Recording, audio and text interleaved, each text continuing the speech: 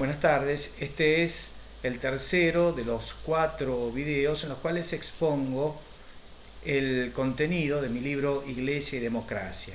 En el video anterior procuré describir a grandes rasgos el proceso a través del cual la Iglesia se fue encontrando y reconciliando progresivamente con la democracia moderna. Y un concepto muy importante que puede resumir la complejidad de este proceso es el concepto de laicidad del Estado. La Iglesia acepta la laicidad del Estado, pero ¿laicidad en qué sentido? La concepción que la Iglesia Católica acepta y hoy defiende de laicidad es una laicidad que podemos calificar de política, es decir, la idea de que las instituciones políticas y jurídicas no se fundan en la verdad religiosa, pero al mismo tiempo la laicidad implica una valoración de las religiones y de su rol en el ámbito público. Pero la cohesión de la sociedad se funda en valores específicamente políticos consagrados en la Constitución, lo que podemos llamar el patriotismo constitucional. Y esto se diferencia de otro modo de laicidad, la laicidad integral, que frecuentemente llamamos laicismo, y que consistiría en negar lo religioso, en confinarlo al ámbito privado, en la negación de los valores que podrían condicionar o limitar el poder político. Y de esa manera, esta laicidad integral se presenta como una falsa, en el fondo falsa, neutralidad frente a lo religioso, que en realidad es una encubierta hostilidad. Y si bien es cierto que la Iglesia no renuncia a la convicción de que la sociedad necesita vincularse a valores trascendentes, ese vínculo, ese fundamento en la trascendencia, la Iglesia hoy busca profundizarlo y fortalecerlo a través de la inspiración cristiana de la sociedad. Ahora, lo que quisiera que veamos a continuación es cómo este proceso fue recibido y adoptado en Latinoamérica y sobre todo cómo recibió Latinoamérica ciertas enseñanzas del concilio que son fundamentales para este tema. ¿A qué enseñanzas me refiero? El Concilio Vaticano II, en la Constitución Gaudium et Spes sobre la Iglesia en el mundo, en su número 36, formula el principio de la autonomía de las realidades temporales. Y voy a hacer lectura de este número tan importante que tiene directas implicancias para el tema que estamos reflexionando. Dice: muchos de nuestros contemporáneos parecen temer que por una excesivamente estrecha vinculación entre la actividad humana y la religión, sufra trabas la autonomía del hombre, de la sociedad y de la ciencia. Y entonces el documento hace una distinción. Si por autonomía de la realidad se quiere decir que las cosas creadas y la sociedad misma gozan de propias leyes y valores que el hombre ha de descubrir, emplear y ordenar poco a poco, es absolutamente legítima la exigencia de autonomía. No es sólo que la reclamen imperiosamente los hombres de nuestro tiempo, es que además responde a la voluntad del Creador, pues por la propia naturaleza de la creación todas las cosas están dotadas de consistencia, verdad y bondad propias, y de un propio orden regulado, que el hombre debe respetar con el reconocimiento de la metodología particular de cada ciencia o arte. Este principio de la autonomía de las realidades temporales se manifiesta, por ejemplo, en el respeto que debe tener la fe y la teología frente a las ciencias dotadas de su propio método, su propio objeto. Pensemos en el caso de Galileo. Pero también se aplica al tema político, es decir, el respeto que debe tener la Iglesia por las leyes de la vida política y el respeto que debe tener la teología por materias que no son objeto directo de su reflexión, en las cuales para reflexionar debe recurrir a la mediación de las disciplinas humanas. El otro concepto que el concilio también propuso es una valoración nueva del progreso, del desarrollo. En el marco de esta autonomía, el progreso y el desarrollo vistos no solo en función de la vida eterna, sino como la realización de la vocación del hombre, con un valor propio. Ahora, ¿cómo fueron recibidos estos aportes del concilio en Latinoamérica? Bueno, se puede decir que fueron recibidos con cierta desconfianza e insatisfacción, como productos de una preocupación excesivamente eurocéntrica. ¿Y por qué esto? Porque para el pensamiento de muchos teólogos latinoamericanos, el problema en Latinoamérica no era que la fe invadiera el ámbito secular, sino era el problema contrario, que la fe se encerrara demasiado y que rehuyera su responsabilidad de plasmar la vida social y política. Entonces, el concepto de autonomía no fue recibido de un modo positivo, sino más bien con una cierta cautela. Y por otro lado, este entusiasmo optimista del concilio por el desarrollo también fue recibido con cierto escepticismo, porque en Latinoamérica, a diferencia de lo que sucedía en el mundo avanzado, en que se estaba dando un rápido crecimiento en los países desarrollados, en Latinoamérica se daba un fenómeno, un signo de los tiempos negativo, que es el escándalo de la pobreza. Y una pobreza que estaba enraizada en injusticias estructurales. Y por lo tanto,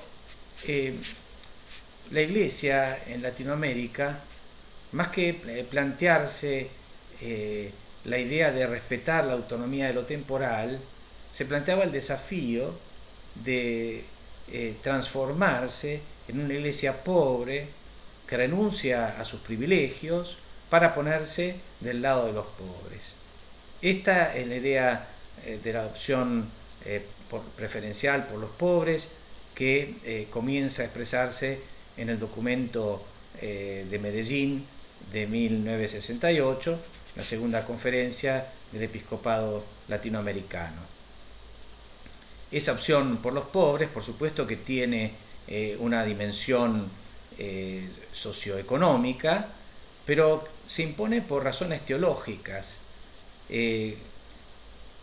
porque se lee este fenómeno de la pobreza como un llamado a despertar la conciencia de los cristianos sobre el verdadero significado del seguimiento de Cristo. quien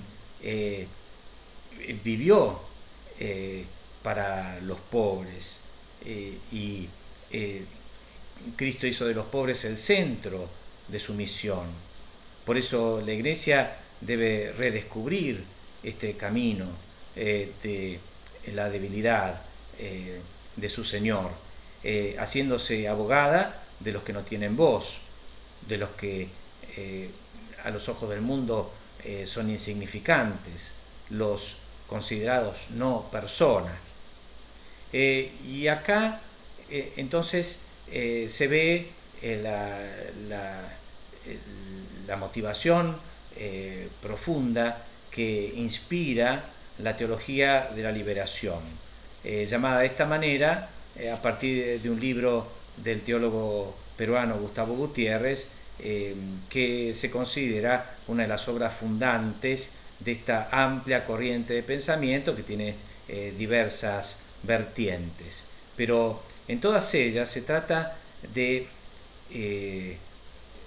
aceptar, asumir el desafío de la pobreza, indagar sobre las causas estructurales de este fenómeno, y la teología de la liberación se vale para esto de las teorías de la dependencia que estaban en boga en aquel momento y del análisis marxista, es decir, el análisis en términos de lucha de clases, pero una lucha de clases que es proyectada al ámbito internacional.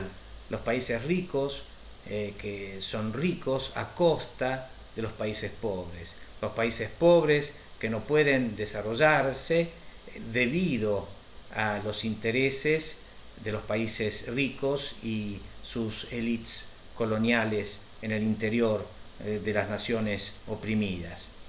Y por lo tanto, la teología de la liberación se propone como meta la revolución socialista. Y la Iglesia en este planteo no solo debe abstenerse de entrar en estos asuntos temporales, sino que debe decididamente hacer una opción política, porque toda postura de neutralidad en el fondo es falsa. La Iglesia no entrando, no aceptando el desafío de la opción política, en el fondo se está poniendo del lado de los opresores. Y desde el punto de vista epistemológico, entonces, el lugar teológico, es decir, la fuente de la reflexión teológica de la cual parte la teología de la liberación, son los pobres y la praxis liberadora de los pobres.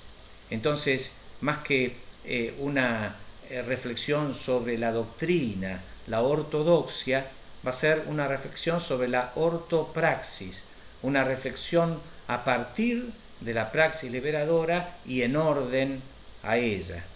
De esta manera, la teología de la liberación adopta una perspectiva novedosa, porque es una perspectiva parcial. Desde su punto de partida se pone del lado de los pobres y contra las clases opresoras. Entonces, a través de esta parcialidad, esta teología intenta llegar a la universalidad real, por contraposición a cierta universalidad declamada que en el fondo esconde ideológicamente una actitud de parcialidad en favor de los privilegiados. Ahora, la teología de la liberación recibiría una fuerte crítica por parte de la Santa Sede en dos instrucciones de la Congregación para la Doctrina de la Fe, una de ellas la más crítica de algunas corrientes de la teología de la liberación, que es Libertatis Nuncios en 1984, y la otra más propositiva, Libertatis Conscientia, en 1986.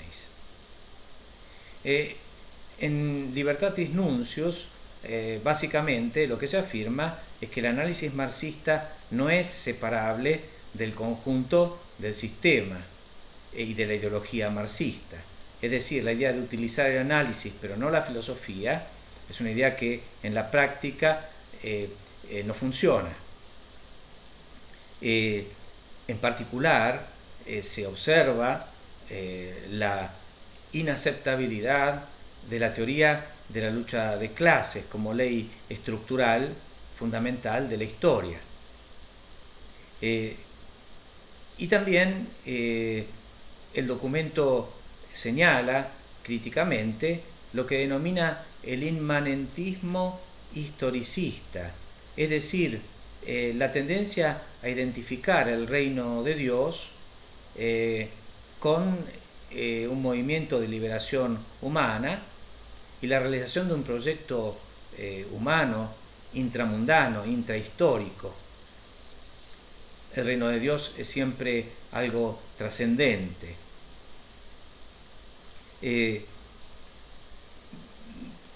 Para este documento se corre el riesgo de que la liberación evangélica quede degradada a un tipo de liberación puramente socioeconómica y el evangelio puesto al servicio de un proyecto político. En el Libertatis Conscientia, el siguiente documento, dice algo muy importante acerca de las ideas revolucionarias que generalmente la teología de la liberación impulsaba. Dice: quienes desacreditan la vía de las reformas en provecho del mito de la revolución no solamente alimentan la ilusión de que la abolición de una situación inicua es suficiente por sí misma para crear una sociedad más humana, sino que incluso favorecen la llegada al poder de regímenes totalitarios. ¿Cuántas veces esta ha sido la experiencia histórica? La lucha contra las injusticias solamente tiene sentido si está encaminada a la instauración de un nuevo orden social y político conforme a las exigencias de la justicia. Esta debe ya marcar las etapas de su instauración. Existe una moralidad de los medios, porque muchas veces la revolución, persiguiendo esa utopía de un valor absoluto, no repara en la moralidad de los medios, como sabemos. Ahora, la teología del pueblo, o teología de la cultura, o teología de la religiosidad popular, es una teología de origen argentino que es vista generalmente como una de las tantas vertientes de la teología de la liberación. Comparte muchos presupuestos con la teología de la liberación, pero no algunos de ellos, sobre todo el análisis marxista, que la teología del pueblo considera ajeno a la cultura latinoamericana. Ahora, para la teología del pueblo, el ser humano real es un sujeto inmerso en una cultura particular. Y por lo tanto, la evangelización, para llegar a la profundidad del hombre y de su corazón, tiene que llegar a la profundidad de su cultura, de los valores que forman el ambiente vital del ser humano. La liberación entonces no puede ser socioeconómica solamente. La liberación tiene que ser cultural, porque la opresión no solo se da desde el punto de vista político y económico, sino también por una imposición cultural. Es necesario liberar al ser humano culturalmente para que sea realmente libre. Y esto se da evangelizando la cultura.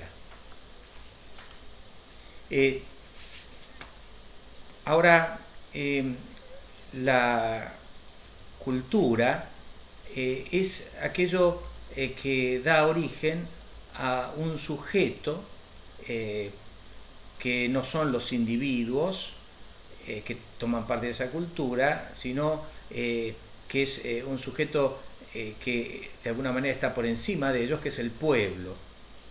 El pueblo es visto como una unidad cultural, una idéntica escala de valores, una misma cosmovisión.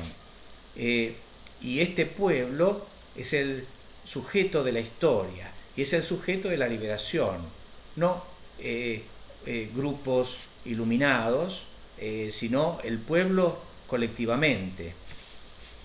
Ahora, la Iglesia, como pueblo de Dios, se encarna en los diferentes pueblos históricos. Esto es lo que dice el documento de Puebla en el número 400. La Iglesia, pueblo de Dios, cuando anuncia el Evangelio y los pueblos acogen la fe, se encarna en ellos y asume sus culturas. Instaura así no una identificación, sino una estrecha vinculación con ella. Y uno de los fundadores de la teología del pueblo, el padre Rafael Tello, explicaba esta idea de la siguiente manera. La Iglesia como pueblo de Dios se tiene que encarnar en un pueblo temporal. Y ya que el pueblo se constituye como cultura, se tiene que encarnar en una cultura. La Iglesia, pueblo de Dios, no existe como un ente separado, sino que siempre, y esta es su misión propia, se encarna. Y al encarnarse, el pueblo de Dios se concreta de un modo particular, trascendiendo todo modo particular. Esto hace que el pueblo de Dios, encarnado en culturas diversas, sea también diverso, conservando su unidad como pueblo de Dios.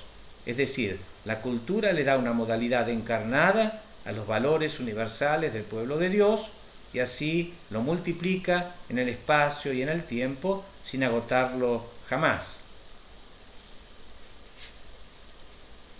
Ahora, más allá del atractivo que tiene esta imagen de la encarnación de la Iglesia, pueblo de Dios en los pueblos históricos, uno tiene que notar que acá se está adoptando una postura que no es compatible con la idea del Concilio Vaticano II, la Constitución Gaudium et Spes, cuando habla de la relación entre la Iglesia y las comunidades políticas como una relación entre dos comunidades, dos sujetos distintos, la comunidad eclesial, la comunidad política. El principio de encarnación, como sabemos, es un principio que se refiere a un sujeto único, que es la persona del Verbo de Dios, que asume la naturaleza humana. Entonces decimos que se encarna en la naturaleza humana. Pero acá estamos hablando de un solo sujeto, que es el Verbo de Dios, el Hijo de Dios. Ahora, cuando nosotros hablamos de la relación entre la Iglesia y las diferentes comunidades políticas, hablamos de dos comunidades distintas, que precisamente por ser distintas pueden plantear sus relaciones recíprocas, como lo hace el concilio, en términos de autonomía y cooperación. Si bien los representantes de la teología del pueblo no niegan esto, jamás logran explicar satisfactoriamente cómo se concilia con esta idea de la encarnación que evidentemente borronea, confunde los límites entre ambas comunidades, lo cual, por supuesto, trae consecuencias.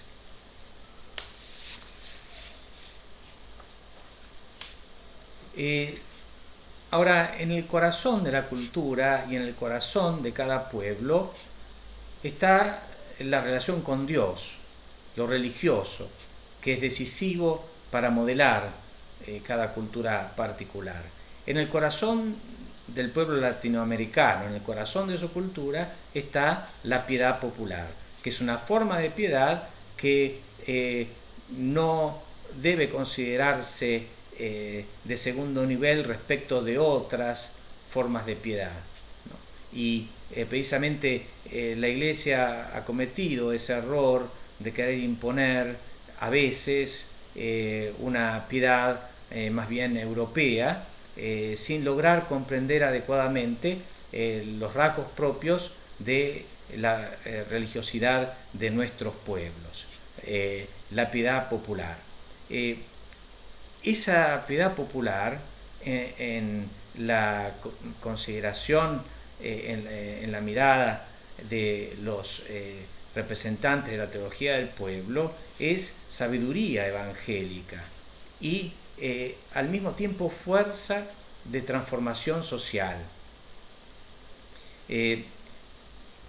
Por ejemplo, hay un texto de la Comisión Episcopal de Pastoral que fue creada en la Argentina para aplicar a la pastoral las indicaciones del Concilio Vaticano II, que dice lo siguiente: la religiosidad popular, el catolicismo popular, son elementos tradicionales y por lo tanto conservadores de la vida de un pueblo.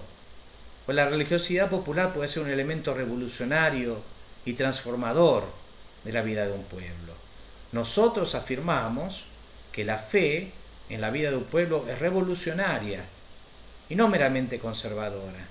Si la fe es revolucionaria y no meramente conservadora, la fe en Latinoamérica es madura o es capaz o puede madurar en un proceso revolucionario. La fe se hace madura en América en y a través de un proceso revolucionario, y a su vez la revolución se inspira en América en la fe. La fe madura cuando es incluida en el proceso revolucionario, que es el proceso mismo histórico del pueblo latinoamericano. Es decir, se esperaba de la religiosidad popular esa fuerza de transformación social. Y esta idea, esta expectativa, queda plasmada en el documento de Puebla, que tiene un párrafo muy interesante, en el cual dice lo siguiente: la religiosidad popular, si bien sella la cultura de América Latina, no se ha expresado suficientemente en la organización de nuestras sociedades y estados. Por ello, deja un espacio para lo que su santidad Juan Pablo II ha vuelto a denominar estructuras de pecado. Si existen estructuras de pecado, es precisamente porque la organización de nuestras sociedades no refleja la sabiduría popular. Así, la brecha entre ricos y pobres, la situación de amenaza que viven los más débiles, las injusticias, las postergaciones y sometimientos indignos que sufren, contradicen radicalmente los valores de dignidad personal y de hermandad solidaria. Valores estos que el pueblo latinoamericano lleva en su corazón como imperativos recibidos del Evangelio. De ahí que la religiosidad del pueblo latinoamericano se convierta muchas veces en un clamor por una verdadera liberación. Esta es una exigencia aún no satisfecha. Por su parte, el pueblo, movido por esta religiosidad, crea o utiliza dentro de sí, en su convivencia más estrecha, algunos espacios para ejercer la fraternidad, por ejemplo, el barrio, la aldea, el sindicato, el deporte. Y entre tanto, no desespera. Aguarda confiadamente y con astucia los momentos oportunos para avanzar en la liberación tan ansiada. Acá se ve cómo el pueblo es considerado como una especie de hipóstasis, como si fuera una persona que piensa, que tiene un proyecto, que maneja sus tiempos, y una persona colectiva capaz de llevar adelante un proyecto coherente de transformación social. Y en este pensamiento así planteado, claro, ¿cómo se ve la democracia republicana? Con su idea del gobierno de la ley, de la limitación institucional del poder político. Bueno, el pluralismo que en, en este imaginario del pueblo cultural no parece poder tener lugar. Y la idea que predomina es que la democracia republicana es el producto del racionalismo de la Ilustración, una ideología europea que no respeta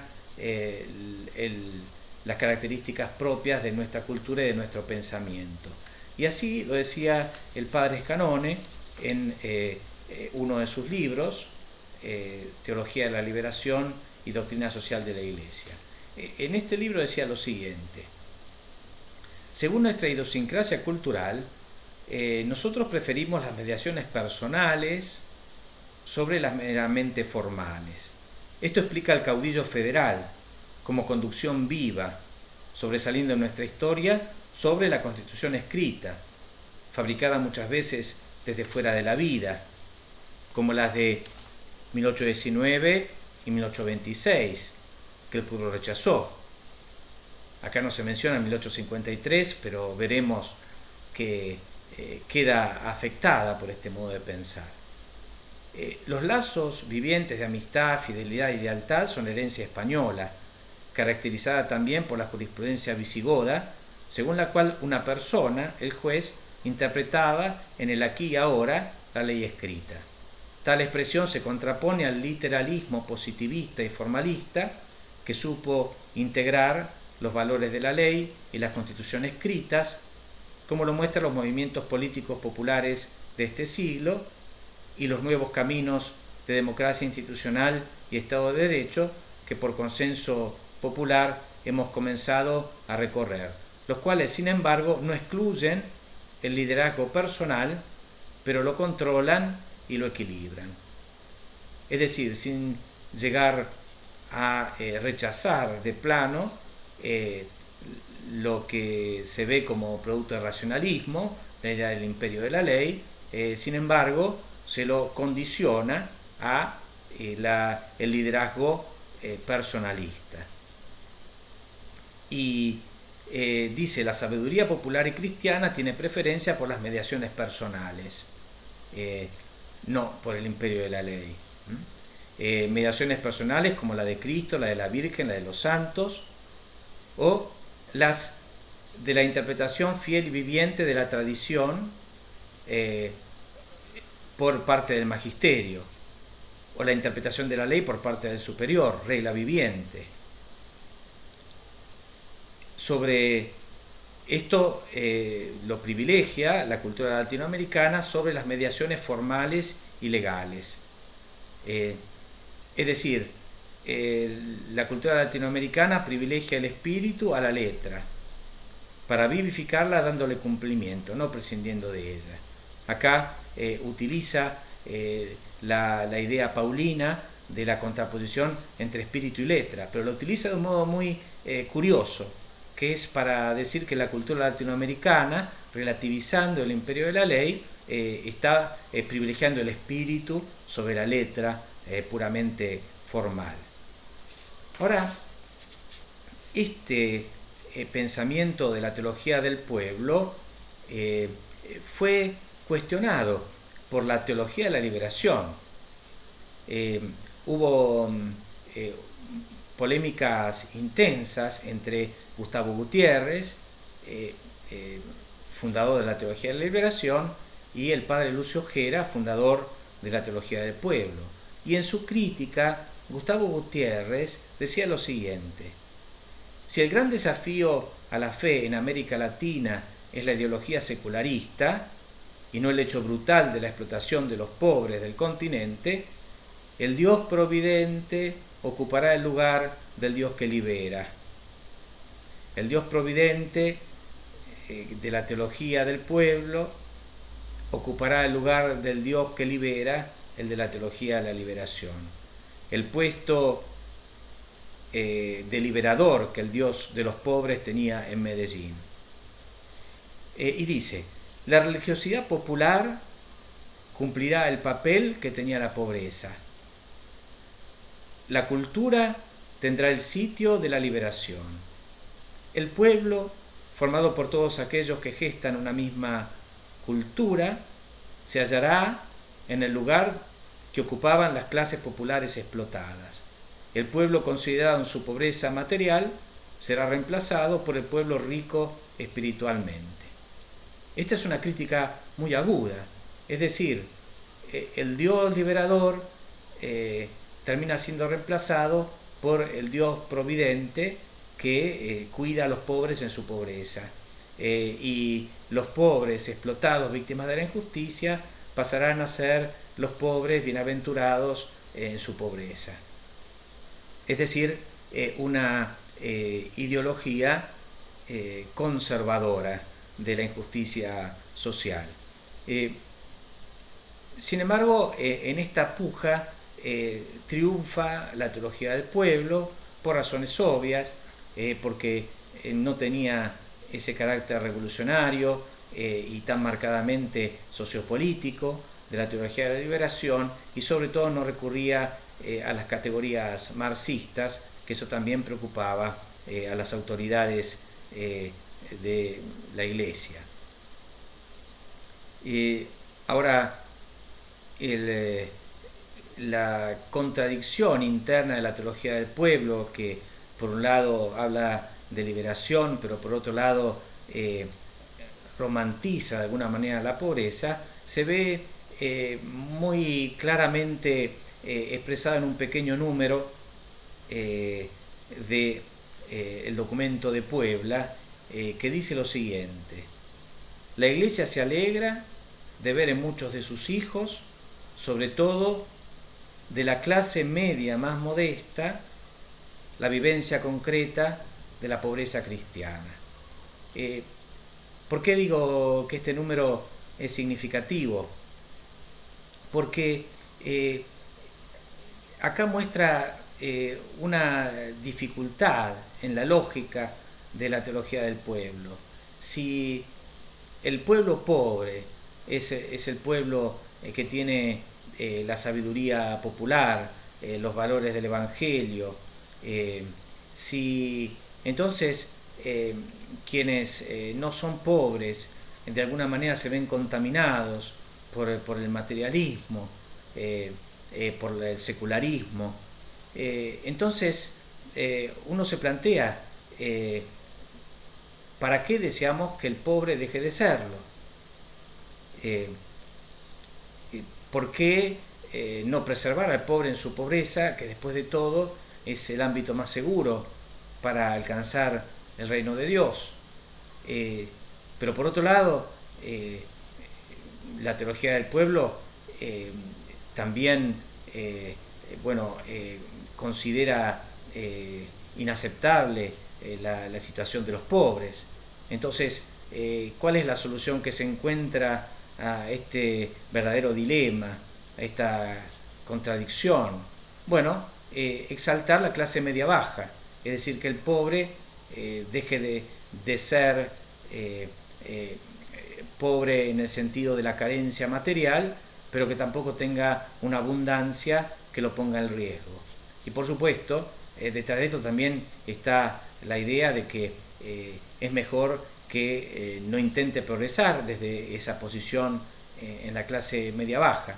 Por eso decía que este pequeño numerito de Puebla, el número 1151, expresa en pocas palabras y sin proponérselo la contradicción de este pensamiento. Pero de todos modos, y para concluir, la teología de la liberación y la teología del pueblo comparten, más allá de sus diferencias, un menosprecio por la democracia política, a la cual llaman una democracia formal. Manifiestan poco interés en el Estado de Derecho, por la Constitución, por la división de poderes, por la limitación institucional del poder político. Más bien esa exaltación de las mediaciones personales en la teología del pueblo habla de una mirada más proclive al personalismo. Hay tanto en la teología de la liberación como en la teología del pueblo, sí, un interés por la democracia en sentido social, pero una democracia social que no implica al mismo tiempo una democracia política, es decir, una democracia que no necesita de mediaciones específicamente políticas, que es en la cual el pueblo puede estar representado de un modo funcional a través de sus organizaciones, más que a través de partidos políticos. Y por supuesto, el imaginario que está detrás de la teología de la liberación y la teología del pueblo no es de ninguna manera un imaginario pluralista. Se podrá hablar de pluralismo como lo hace Puebla, pero en el fondo es innegable la nostalgia por el unanimismo, es decir, la vida social y la vida política fundadas en la unidad de fe, lo cual es intrínsecamente incompatible con el pluralismo moderno. Entonces, a partir de esta recepción que hace Latinoamérica de la doctrina del concilio y del magisterio universal referido a la democracia, lo que tenemos que ver ahora es de qué manera esta recepción, específicamente por parte de la teología del pueblo, ha influido en la relación entre la Iglesia argentina y la democracia desde el concilio en adelante, pero por supuesto para eso tendremos que también considerar un poco el contexto histórico en el cual se inscribe esta doctrina de la teología del pueblo, que fue fuertemente inspirada por el acontecimiento del concilio, y veremos cómo esta teología ha tenido consecuencias muy concretas a partir del concilio en adelante, y la sigue teniendo todavía en el día de hoy, sobre todo arrastrando contradicciones, pese al acercamiento progresivo a la democracia que ha experimentado la Iglesia argentina, pero un acercamiento que se ve debilitado precisamente por esta falta de consistencia interna debida a la adhesión, por un lado, a la democracia republicana y por el otro a los postulados de la teología del pueblo.